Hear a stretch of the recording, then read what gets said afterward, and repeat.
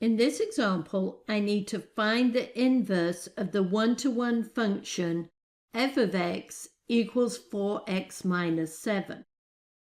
As we're told this function is a one-to-one function, this means its inverse is also going to be a function.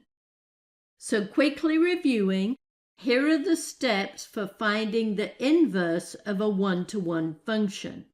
Step 1 says replace f of x with y.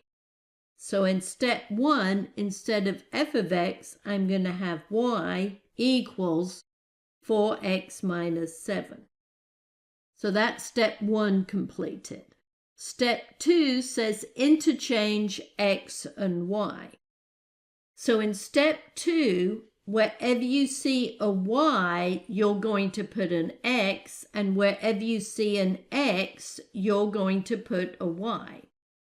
So instead of this y, I'm going to have x equals 4 times, instead of this x, I have to put a y, and then finally my minus 7.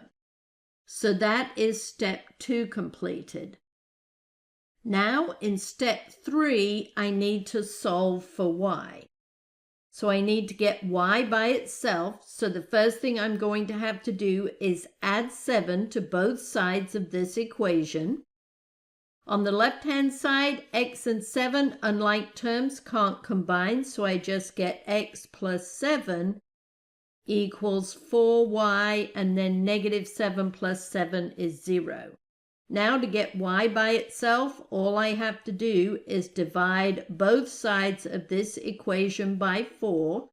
Those 4's reduce. I get y equals x plus 7 divided by 4. So step 3 is completed. And finally, in step 4, I need to replace y with the f inverse symbol. So in step 4, instead of y, I'm going to have f inverse, which remember is f with a negative 1 exponent of x. That's how we write the inverse of the function f, equals x plus 7 divided by 4. So there is the inverse of this one-to-one function. And one last thing I want to point out is we could have written the answer slightly differently. We could have divided the 4 into both terms in the numerator, and that would have given me my answer that looks like x divided by 4 plus 7/4. Both of those are totally acceptable answers for this problem.